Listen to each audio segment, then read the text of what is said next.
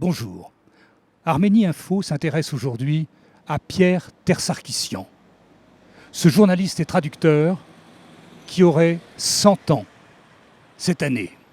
En effet, il est né en 1921 à Paris et il y est mort en 2010. Nous sommes ici à Montparnasse, dans la rue Froidevaux, et c'est le dernier immeuble qu'il a occupé avec sa femme Pauline. Nous sommes maintenant rue Saint-Placide, au numéro 33. C'est là que les Tersarkissian vivaient. Et l'immeuble à côté, c'est là qu'a vécu l'écrivain Joris Karl Huysmans et aussi Henri de Montfred. Alors ce quartier du 6e, c'est le quartier des artistes, c'est Montparnasse là-bas. C'est le quartier des intellectuels, Saint-Germain-des-Prés, le quartier latin, avec naturellement ses universités, mais aussi la librairie Samuelian, rue Monsieur-le-Prince, en face de laquelle a vécu Charles Aznavour. Voilà, donc cette rue Saint-Placide, les enfants Tersarkissian, Catherine et Éric, l'empruntaient tous les jours pour aller rue Notre-Dame-des-Champs, dans le prolongement, vers l'école alsacienne. Couvons maintenant rue Notre-Dame-des-Champs, devant l'école alsacienne. Pourquoi école alsacienne ? Tout simplement parce qu'en 1870, l'Alsace était devenue la propriété de l'Allemagne. Et les Alsaciens qui voulaient rester français ont pris le chemin de l'exode et sont venus s'installer beaucoup à Paris. Et ils ont fondé cette fameuse école alsacienne. On peut dire que l'Alsace de 1870, c'est un peu l'Artsakh d'aujourd'hui. Le Haut-Königsbourg versus le Haut-Karabakh. Pierre Tersarkissian n'avait pas vraiment fait d'études. Son père n'avait pas de fortune, c'était un marchand de tapis et d'objets d'art qui arrivait de Téhéran à Paris, et il n'avait pas les moyens de payer une scolarité convenable à ses 3 enfants. Par contre, Pierre Tersarkissian a choisi la meilleure école de Paris pour que ses enfants y étudient. Sa fille, Catherine, a eu la chance d'avoir comme professeur d'anglais Michel Evdokimov. Michel Evdokimov est devenu par la suite le père Michel Evdokimov, un grand théologien et prêtre orthodoxe. Professeur d'anglais, c'est peut-être lui qui a suscité la vocation de Catherine, car Catherine Tersarkissian est également traductrice. Elle a traduit une quinzaine de livres. Des livres de l'américain au français. Des livres d'histoire, de sociologie, d'écologie, d'économie politique, et aussi ce livre de Leslie Davis sur les archives américaines concernant le génocide arménien. Donc Catherine travaille dans la traduction d'ouvrages américains. Et Pierre Tersarkissian lui-même avait cet amour de l'Amérique. Il est devenu rédacteur en chef adjoint du Reader's Digest et ses travaux de traduction commençaient par des ouvrages américains, principalement des romans policiers pour la série noire. Le fils de Pierre Tersarkissian, Éric, est plus connu sous le nom de Éric Ter. C'est un chanteur de rock country. Là aussi, c'est l'Amérique. C'est un musicien qui est extraordinaire. Décidément, les Tersarkissian ont un talent fou.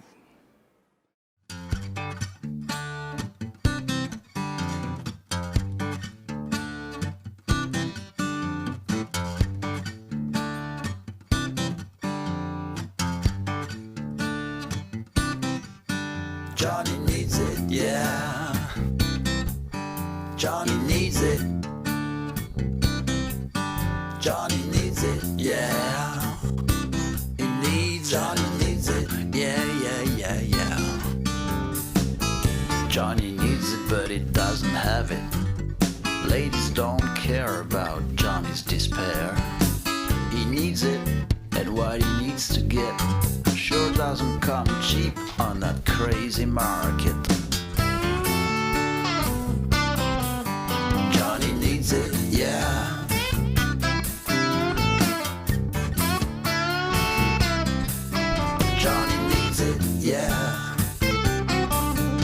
was married once, there were better days, but it didn't last, 'cause she went away, leaving old Johnny, thinking about his baby, who'd left for some dude who had more money.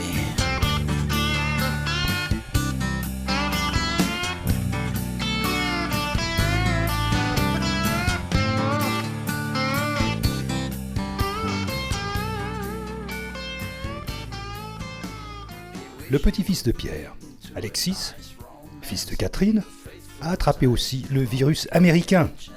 Il est à fond dans le rock'n'roll et les vinyles des années 60. Donc, pour le moment, les gènes arméniens ne se manifestent pas. Nous sommes toujours dans le 6e arrondissement, avec la rue d'Assas, l'arrière de l'école alsacienne, ce bâtiment rose, et en face, la clinique Tarnier. La clinique Tarnier, où est né Charles Aznavour. Toujours la rue d'Assas, avec la fac de droit, l'Institut catholique, la fac de pharmacie, la rue Michelet ici et le jardin du Luxembourg, l'Institut d'art et d'archéologie et l'Institut d'études slaves. C'est ici qu'a travaillé l'historienne Claire Mouradian, directrice de recherche émérite au CNRS. Et nous allons la retrouver immédiatement. Bonjour Claire Mouradian. Bonjour. Je vais vous lire une lettre. Monsieur, j'ai été très honoré de recevoir Le bateau sur la montagne, dont vous avez fait une traduction remarquable. J'avoue que j'ai découvert cet ouvrage, dont j'avais bien sûr entendu parler, mais que je n'aurais sans doute pas lu en arménien. Votre travail est important à plusieurs niveaux, littéraire, historique et politique. Ce beau roman permettra en effet, je crois, de faire mieux connaître cette page de l'histoire arménienne, si essentielle pour l'époque contemporaine et pourtant tellement vilipendée. J'espère avoir le plaisir de vous rencontrer à l'occasion, etc. De qui est cette lettre ? Je sais pas, Anaïs Termination peut-être ? Non, c'est de moi. Cette lettre est de vous. Voilà, alors... Bon, on va recommencer alors. Non, on ne commence rien du tout. On continue. Cette lettre, vous l'avez écrite en 1986. 1986, c'est l'année où Pierre Tersarkissian commence, à l'âge de 65 ans, à faire des traductions de livres arméniens en français. Il vous envoie ce livre. Vous êtes ébloui par ce chef-d'œuvre. C'est un chef-d'œuvre. Tout à fait. Et par la traduction qui est limpide, qui est magnifique, avec des notes, très soignées. Bon. Et là, c'est le début, je crois, d'une amitié.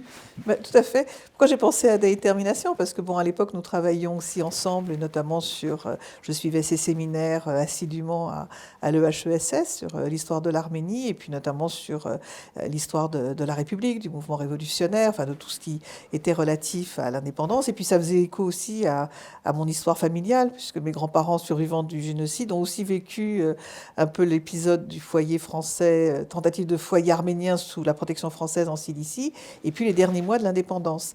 Et effectivement, pour moi, la question de l'indépendance était importante, et le roman traduit par Pierre Tersarkissian a été une forme aussi de réhabilitation de cette période à travers ce beau texte. Alors, on s'est rencontrés effectivement, et puis on est devenus proches, à la fois voilà, à titre entre guillemets professionnel, parce que voilà, pour bénéficier aussi de ces lumières sur non seulement cette période de l'histoire, mais sur le passé de la diaspora, sur l'histoire des intellectuels arméniens en France, et puis avec tout ce qu'il a pu apporter à travers son œuvre de traducteur.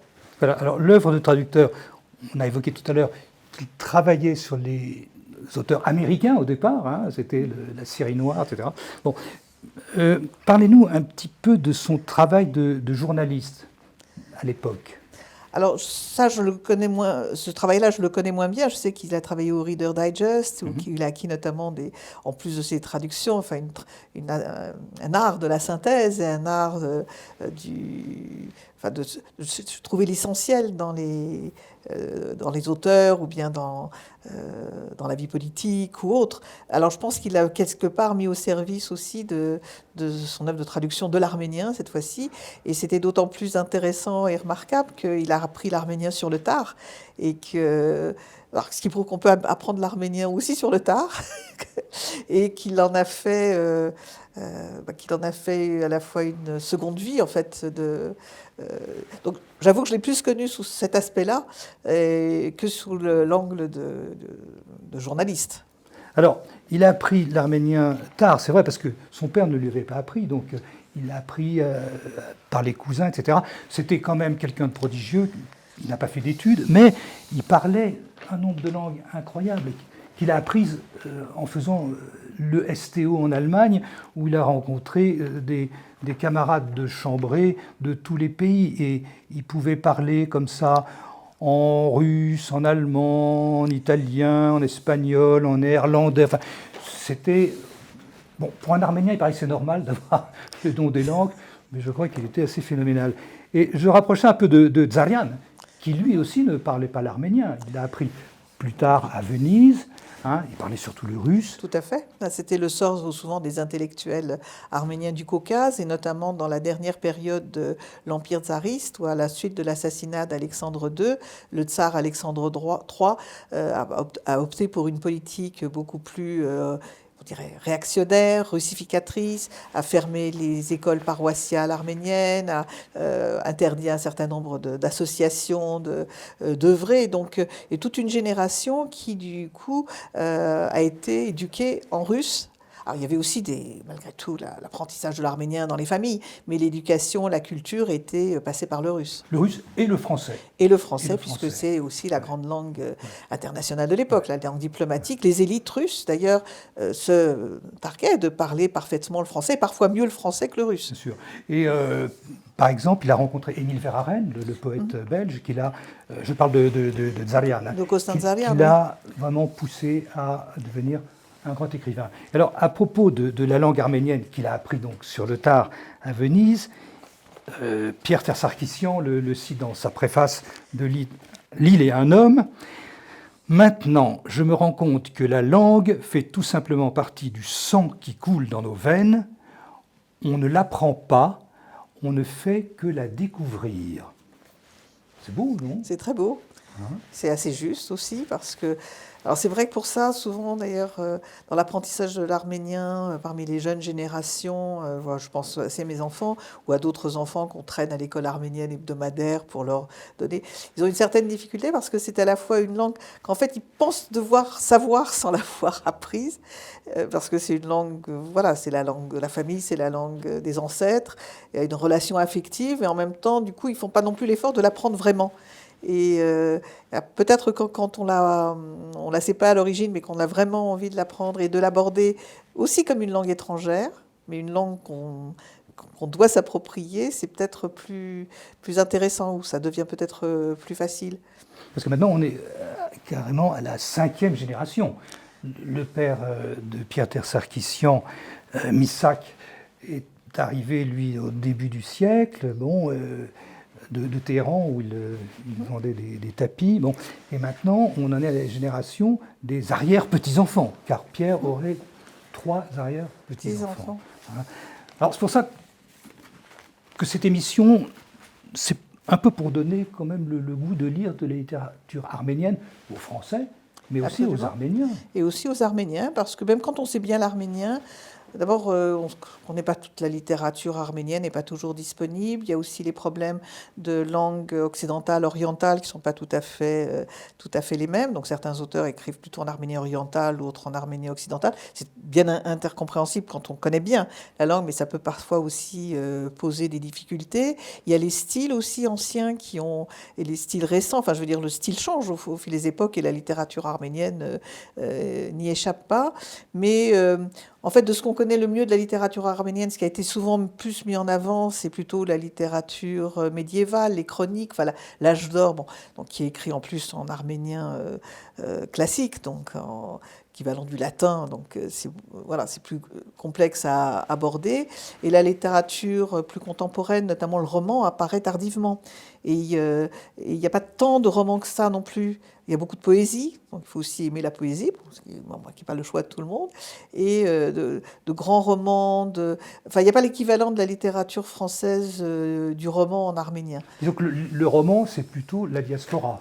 C'est plutôt la diaspora, c'est plus tardif déjà, c'est plutôt... peut-être que les Arméniens ont davantage, je vous dis, une littérature de poésie, de chronique, d'histoire, avec aussi au XIXe siècle, quand on y commence à écrire en arménien vernaculaire, vraiment, l'idée de l'écrivain citoyen, donc qui doit donner des leçons, donc il y a parfois des œuvres un petit peu, qui tirent vers le pédagogique ou parfois même le tract politique, et donc qui peuvent rebuter. Et puis après cela, il y a aussi toute l'époque soviétique qui n'a pas été, à l'époque vraiment contemporaine, au XXe siècle.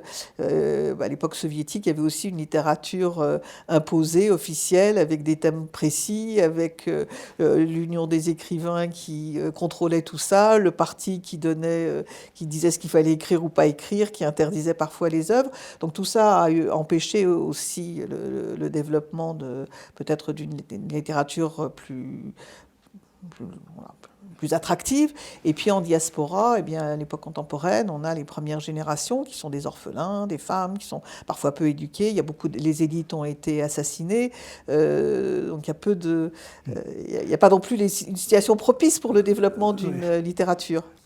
Quand on prend ce livre, Le bateau sur la montagne, où on voit cette description de la Transcaucasie au lendemain du traité de Brest-Litovsk, à peu près dans les années 1918, ce livre a été écrit en 1943, donc ça revient en arrière, mais les soviets ont fait une édition expurgée, je crois, en 1965, en enlevant tous les passages qui ne convenaient pas, et en rajoutant d'autres, naturellement, à la gloire du régime, du communisme.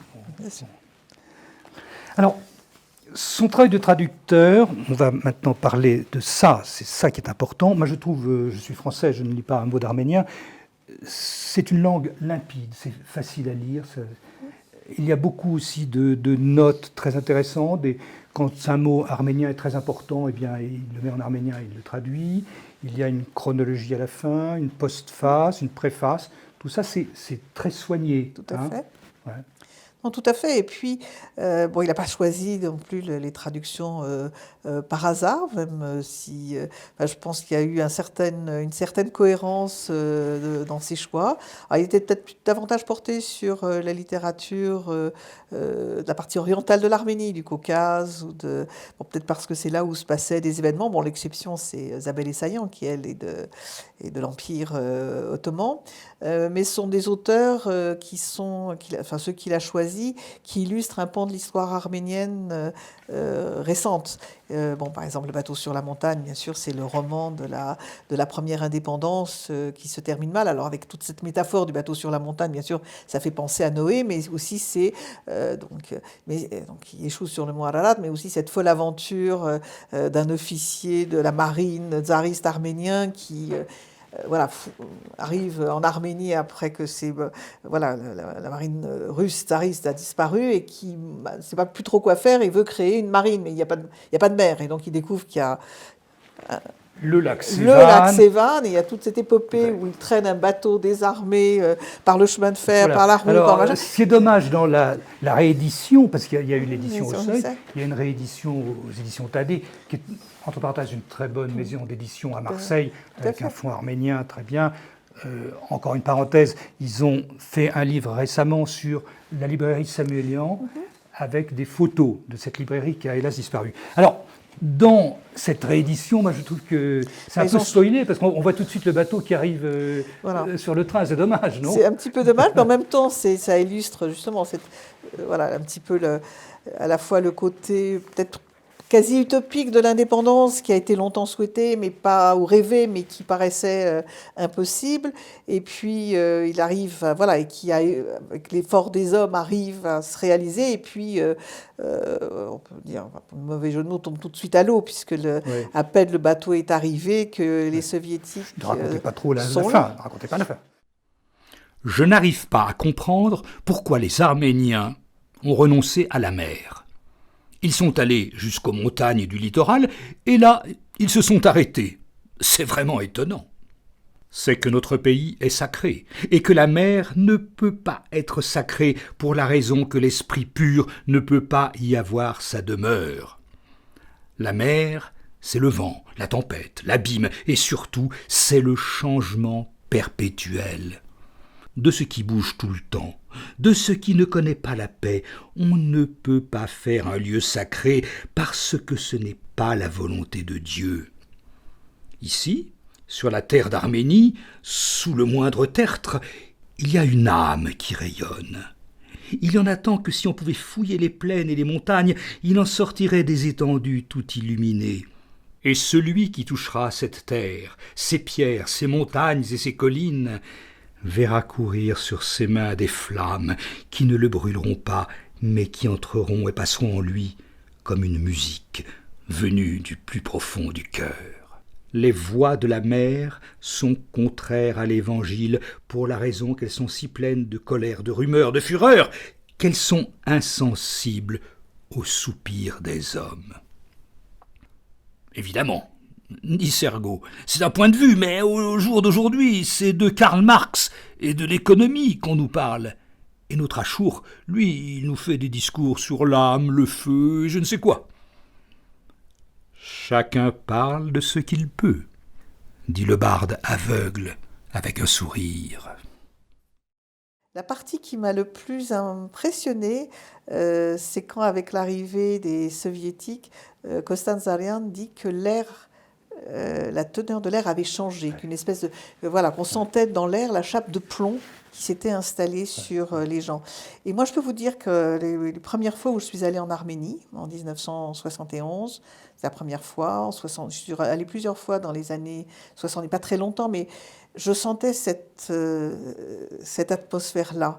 Et je ne sais pas que ce soit à Moscou ou à Yerevan, parce qu'on passait par Moscou à l'époque obligatoirement. Une odeur. Il y avait l'odeur, bien sûr, des détergents dans les avions, mais c'était pas ça. Mais je pense que c'est à travers le regard des gens, les machins. Ouais. On avait une espèce de pesanteur qui... à la fois imperceptible et très, très fort. Et bon, qui a disparu après la chute du mur, dans une certaine mesure. Et ça, comme j'avais vécu ça, j'ai été très frappée de cette illustration de l'arrivée de ce régime totalitaire, puisque c'est un régime oui, ça on va y revenir parce qu'il y a beaucoup de livres qui sont consacrés à ce régime stalinien. Ce livre est un chef-d'œuvre. On peut comprendre toute l'histoire de l'Arménie grâce à lui, la psychologie des Arméniens. C'est un livre, je pense, indispensable. Tout à fait. Indispensable. Et aussi l'œuvre de Kostan-Zarian, d'une façon générale, qui, je pense, est un des vraiment grands écrivains arméniens du XXe siècle. Son autre ouvrage aussi, Le Passager et son chemin, est très, très beau. Enfin, je veux dire, là aussi, chaque fois, c'est des méditations sur le sort de l'Arménie, avec un regard qui est à la fois de l'intérieur et de l'extérieur, de la distance et de l'empathie. Enfin, c'est vraiment un très bel écrivain. Ah ouais, ouais. Et c'est pour tout public, même des adolescents. Absolument. Peuvent lire. Absolument. Ouais. Alors, le bateau sur la montagne, indispensable.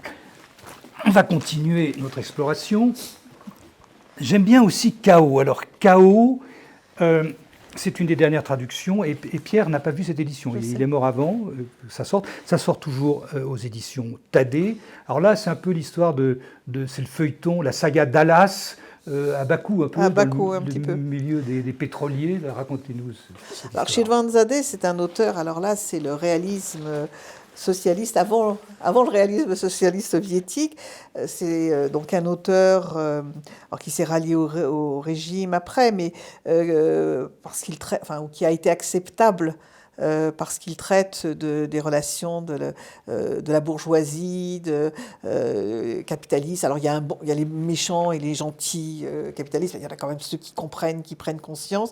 Et il se passe à Bakou, donc à l'époque du boom pétrolier de Bakou, qui a été au début du XXe siècle la capitale pétrolière du monde, la ville noire. Donc c'était voilà, Bakou évoque tout de suite le pétrole, d'ailleurs aujourd'hui encore, mais bon, après une petite éclipse. Et donc ce roman, là aussi, est vraiment assez typique aussi du Caucase.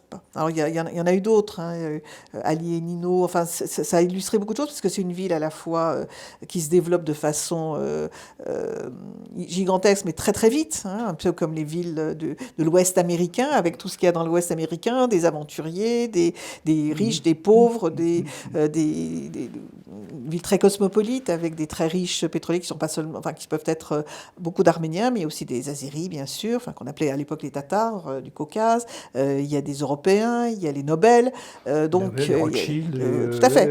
Et donc il y a tout un contexte qui est propice aussi à développer des situations de romans, des chocs de civilisation, des chocs de culture, des chocs d'époque, avec une partie de société très conservatrice et une qui se modernise à toute allure. Et donc le cadre déjà est très spécifique et très typique, et illustre bien aussi cette fin du 19e, début 20e siècle, riche non seulement en événements sociaux. Bon, c'est là que se déroule aussi une partie de la première révolution russe de 1905, avec beaucoup de chaos d'ailleurs, justement, des guerres entre les nations plus ou moins favorisées par le régime tsariste, qui évite ainsi les crises sociales. Et donc ce roman, bon, c'est à la fois une histoire un peu de Roméo et Juliette au Caucase, mais pas seulement, et puis les clivages entre les différentes classes de la société, y compris à l'intérieur d'une même nation. Alors en cela, il est aussi très, très intéressant. Alors j'avoue qu'avant qu'il soit édité, Pierre m'avait passé sa traduction, donc le manuscrit, enfin le tapuscrit de sa traduction, et on en avait un peu discuté. Il demandait de temps en temps à mon mari des petits conseils de traduction, parce que mon mari savait bien l'arménien oriental, ou parfois des éléments de dialecte ou de russe. Donc voilà, on avait, je l'avais lu avant qu'il soit édité, et donc on ne savait pas d'ailleurs qu'allait être le sort de ce tapuscrit. Il est sorti en 2013 et Pierre est mort en 2010. Voilà, mais donc j'étais très heureuse de voir qu'il avait pu être édité dans une jolie édition. Oui, Maison Thaddée, c'est très soigneux. Alors, on va continuer. Alors, naturellement, Tzarian, il est un homme, ça aussi on peut le conseiller. Mais ce qui m'intéresse là, c'est ces livres un peu difficile, bon, comme Mahari, qui a vécu, lui, 25 ans dans les camps staliniens. C'est un petit peu l'archipel du Goulag. Alors, c'est les barbelés en fleurs, Zargas Pechalarej, en arménien. Alors, c'est effectivement un des rares ouvrages de littérature dite du Goulag arménien, d'un auteur qui était d'ailleurs originaire, Adjemian, qui était originaire de l'Empire ottoman, mais voilà, qui passe au Caucase au moment après le génocide, au cours de la guerre, qui fait partie à un moment donné de la jeune garde des écrivains soviétiques, mais comment dire, pas totalement dans la ligne. Et donc qui atterrit au Goulag. Et c'est fait de petites vignettes de personnages avec toute une série d'histoires. Donc ça n'a pas l'ampleur de Solzhenitsyn, avec trois volumes de l'archipel du Goulag, ou même Journée d'Ivan Denisovitch. Mais c'est intéressant d'une autre façon. C'est plus intimiste, c'est plus... Enfin voilà, Solzhenitsyn voulait faire aussi le roman de la Russie quelque part. Et là, mais là, c'est plus à hauteur d'homme, mais en même temps, par petites touches, etc., raconte de façon très très fine cette expérience du bagne, du goulag, et de ce que les hommes deviennent, et des relations aussi entre les hommes et les femmes, d'ailleurs. C'est une histoire d'amour, pas de parler vraiment de roman, c'est quasiment de l'autobiographie fictionnalisée, mais ça part de l'expérience, bien sûr, directe de Gurgen Mari, avec aussi toute une réflexion, là encore, sur questions nationales, sur d'autres aspects. Et donc c'est un très très beau texte aussi, d'un auteur important, dont je crois les œuvres complètes sont en cours d'édition en Arménie. D'accord. Alors, dans le même genre, La Maison de rééducation, qui est consacrée au poète Tcharens, qui lui aussi a vécu le même genre d'aventure sinistre. Ça fait penser naturellement à Dostoïevski, au souvenir de la Maison des Morts, et vous avez eu l'honneur de faire la préface de ce livre traduit par Pierre Tersarkissian. Oui, tout à fait. Enfin, Pierre m'avait demandé de faire cette préface. Alors, j'avoue qu'au départ, j'étais un petit peu interloquée par le choix, parce que bon, c'est un texte très soviétique. Hein. Alors, Charens, c'est un personnage aussi ambigu, complexe, qui a été d'abord jeune partisan aux côtés des indépendantistes d'Ashtak, puis qui s'est rallié au régime, et qui est dans la veine révolutionnaire romantique, un petit peu, et puis qui revient à ses amours nationales à travers différents textes, qui est un peu comparé à Mayakovsky. Enfin, voilà, il est aussi dans cette... c'est un homme de son époque aussi, de son temps. Alors lui aussi va finir très très mal, en 1937 avec beaucoup d'autres au moment de la Grande Terreur. Et ce roman a été écrit dans les années 20, alors à un moment donné, un moment un petit peu charnière, où on passe de la NEP, c'est-à-dire la nouvelle politique économique, qui est une forme de dégel instaurée par Lénine parce que le communisme de guerre est allé trop loin et que le pays crevait de faim, en clair, et donc il avait besoin de requinquer un petit peu, de reconstruire l'économie, l'agriculture, donc on a lâché un peu de l'Est, et dans cette période d'entre-deux, où les gens ont cru que, bon, après les horreurs de la Révolution, tout allait être normalisé, il y a une période charnière où on recommence, quand les gens recommencent à manger, on recommence à les reprendre en main. Alors, ça précède la montée du stalinisme, la collectivisation, la terreur, mais c'est une période un petit peu de transition. Et là, apparemment, c'est une œuvre aussi écrite pour pour rester dans la ligne, se faire pardonner certaines choses, et en même temps qu'il dit des choses. Et donc Charens... alors pour en parler, d'ailleurs, j'ai utilisé aussi des écrits de Costanzarian, qui en parle dans ses souvenirs, enfin qui fait toute une galerie de portraits de différents personnages, parce que Costanzarian lui-même, au moment de la NEP, a été appelé comme expert, entre guillemets, de l'étranger, même s'il était arménien, pour donner des cours, et dresse un petit portrait très, à la fois au vitriol et en même temps plein de tendresse pour Charens, qu'il appelle d'ailleurs Charcharian, dans pseudonyme. Alors Charens, ça veut dire le mauvais garçon, c'est pas son vrai nom. Hein, donc Char, c'est le... Voilà. Donc c'est un peu... Et Charcharian, ça voudrait dire le torturé. Et donc il fait un jeu de mots sur Charens de ce point de vue. Et alors après un petit peu avoir été surprise de ce choix, je trouvais qu'il était aussi intéressant. Et là encore, on trouve une cohérence dans ces différents textes. Vous voyez, donc il parle à la fois d'indépendance, des Arméniens dans ce monde d'entre-deux, entre diaspora et patrie, entre différents régimes, entre différents choix qui se posent à eux. Donc ce ne sont pas des textes, de littérature,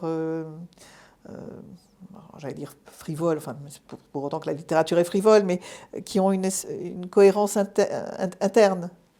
Alors, voici encore quelques livres traduits par Pierre Tersarkissian.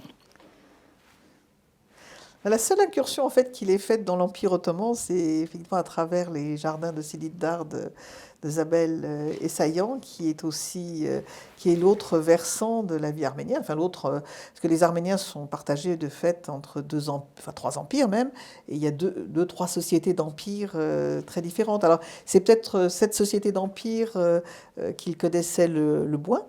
Et donc peut-être d'où ce rare choix d'avoir aussi mis en avant une écrivaine absolument aussi remarquable, qui a fait des études en France. Enfin, il a quand même aussi à chaque fois choisi des auteurs qui faisaient partie de l'élite et qui avaient des regards un petit peu qui n'étaient pas des regards entre guillemets provinciaux, si tant est que le terme de provinciaux est une critique, mais qui avait un peu des regards voilà, distanciés. Alors l'autre ouvrage qui est sur Soleil d'automne, alors là c'est un auteur soviétique, typiquement de la fin de la période, avec des séries aussi, donc sur la dernière période soviétique, enfin, celle des années 50-60, et puis il est revenu peut-être en arrière à l'époque et du génocide et des comment dire, et des autres expériences arméniennes à travers la traduction du monastère. Enfin, donc ça, c'est aussi des textes importants. Et je redis, c'est vrai que j'ai découvert beaucoup la littérature arménienne à travers ces traductions.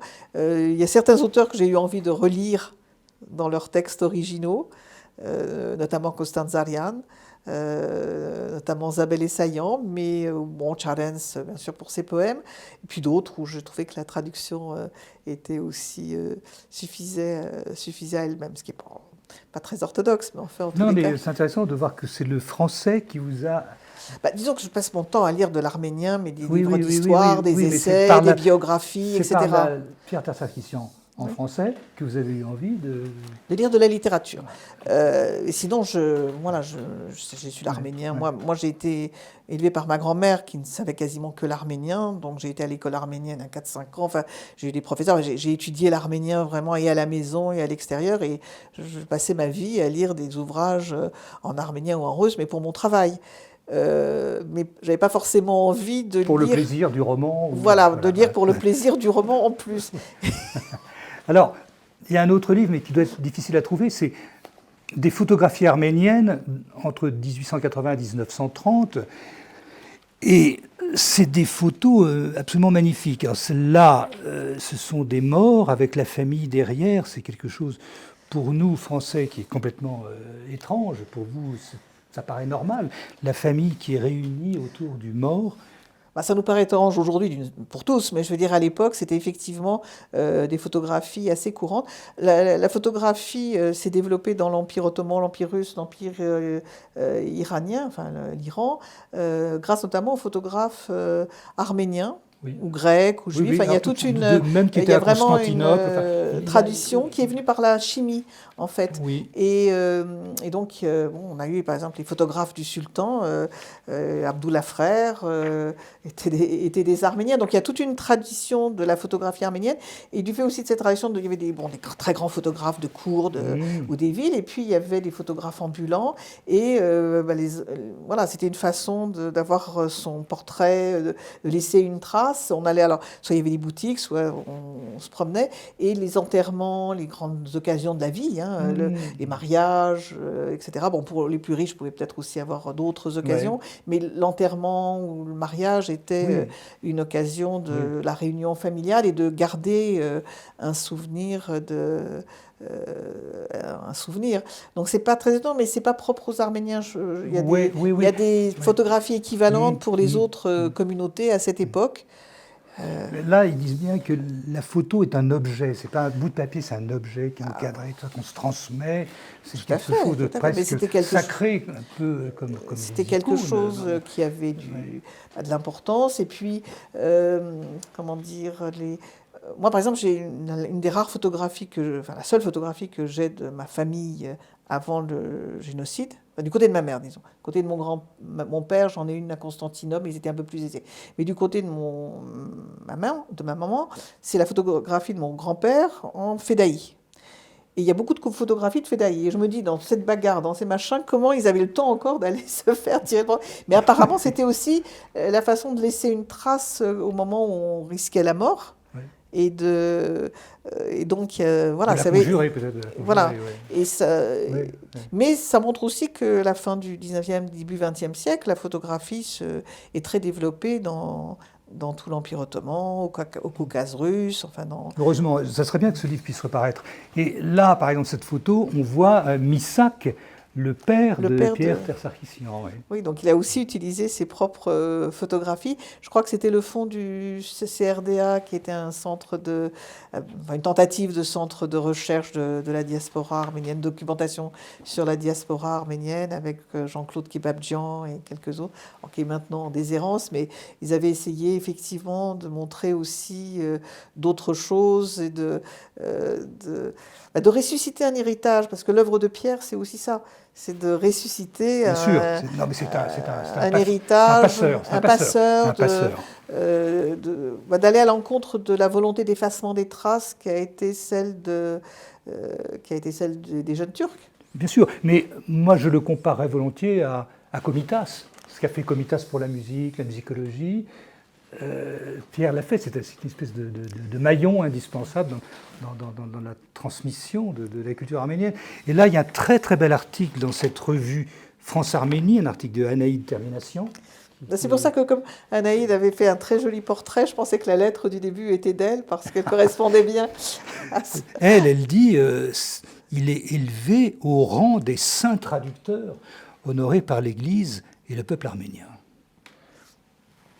C'est un très bel hommage. Ah oui, c'est magnifique.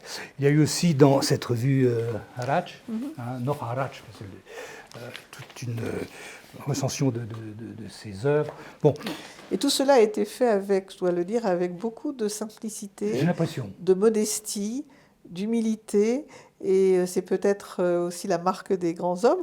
Je veux dire, Pierre était par ailleurs très discret et très...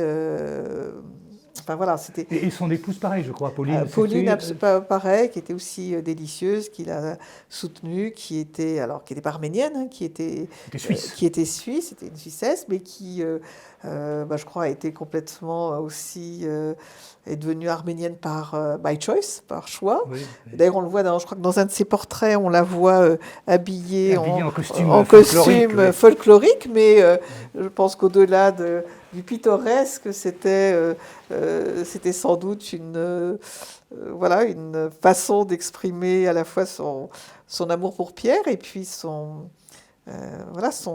adoption entre guillemets, de la nationalité arménienne. Alors je voudrais justement à ce propos rappeler un autre aspect de l'œuvre de Pierre, un tout petit peu moins public que son travail de traduction pour faire connaître la littérature. C'est toute l'action qu'il a eue dans la Société des études arméniennes que nous avons recréée après l'indépendance, donc en 1992, et avec notamment une revue à la fois d'histoire, mais aussi de sciences sociales, d'anthropologie, qui s'appelait la Revue du monde arménien moderne et contemporain, qui devait avoir un numéro annuel. Donc on n'a publié que 6, malheureusement. Le 7e est resté en jachère, entre autres parce que il n'était aussi plus là, parce que Pierre a joué aussi non seulement un rôle dans cette société en tant que chercheur indépendant, en tant que témoin, mais aussi pour nous aider à faire cette revue. Donc il était secrétaire de rédaction avec Agnès Ouzounian, donc ce qui veut dire qu'il relisait tout, il corrigeait, il améliorait les textes, et donc la revue lui doit beaucoup, et c'est aussi un travail qu'il a assumé bénévolement, avec beaucoup de gentillesse, de générosité et de compétences. Et ça aussi, je voudrais le rappeler. Donc c'est là aussi où nous avons beaucoup collaboré. Merci. La famille Tersarkissian nous a prêté quelques objets. Par exemple, ce stylo. Les calamophiles, les collectionneurs de stylos, connaissent bien ce modèle MAN 100. C'était le stylo mythique des présidents de la République. François Mitterrand en avait un. Bon, là, c'est le stylo de Pierre Tersarkissian. Pourquoi le MAN 100 ? Le MAN 100, c'est parce que ce stylo était garanti 100 ans. Moi, ça m'amuse parce que nous sommes justement dans les 100 ans de Pierre Tersarkissian. Alors ce stylo, plume en or, 18 carats, a fait des kilomètres et des kilomètres d'écriture. Il écrivait tout à l'ancienne. Il n'aimait pas trop la machine à écrire. Et alors, le traitement de texte, ordinateur, ça, c'était un autre monde pour lui. Et c'est sa fille, Catherine, qui, tous les soirs, tapait pendant les vacances également. Elle a fait un travail extraordinaire de saisie. Merci Catherine. Et merci Waterman. À l'intérieur, quelques cierges tremblotaient. Dans l'église vide, humide et froide, flottait une odeur de cire chaude et de moisie. Il s'arrêta près du chœur, seul endroit vaguement éclairé, devant lequel était posé un évangile ouvert aux pages jaunies. Des cierges gouttaient, plantés dans de petits chandeliers, et leurs lueurs blafardes agitaient de grandes ombres. Quand ses yeux se furent habitués à l'obscurité, les images de l'iconostase se réveillèrent, grandirent et le regardèrent. De longs corps, des visages émaciés, des barbes hirsutes et des mains osseuses, étranges, serrant de vieux livres contre des poitrines creuses, des yeux noirs et profonds, au regard sévère et brûlant. Deux cierges se courbèrent et clignotèrent en esquissant quelques fantômes, puis s'éteignirent.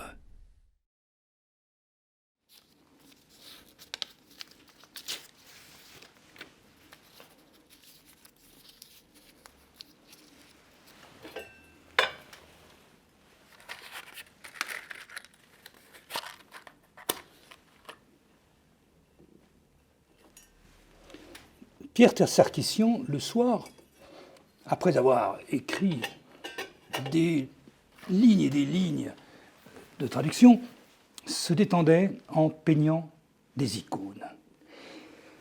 Voici une icône de Saint Jean-Baptiste, Saint Jean le précurseur, tout ébouriffé, hirsute. Il me fait un peu penser, si on lui enlève la barbe, au rocker, à Éric Terre, le fils de Pierre. Pierre avait peint également cette icône de Sainte Catherine, Catherine d'Alexandrie, avec sa triple couronne, car Catherine est un mot syriaque qui veut dire la couronne. Catherine, tu nous protèges. Il s'amusait également à peindre des portraits persans. Et là, c'est encore sa fille Catherine. Mais moi, j'y vois aussi sa petite-fille, la ravissante Milena, qui est également artiste, plasticienne. Vous aimez le vin de Grenade ? Bien oui, mais j'en vois pas très souvent, mais j'aime bien. Je crois que ce portrait fait penser à l'histoire de Grenade aussi. Bien, ce portrait me fait penser, je le regardais tout à l'heure, c'est une des œuvres de Pierre et ça me fait penser au film de Baradjanov, La couleur de la grenade, justement, en hommage à Sayat-Nova.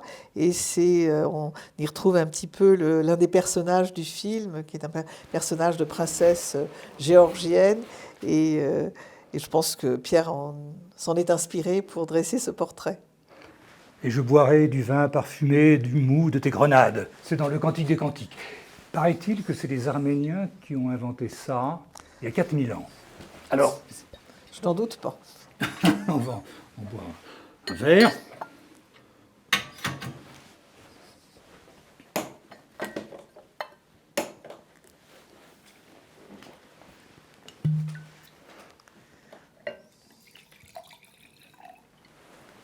Merci.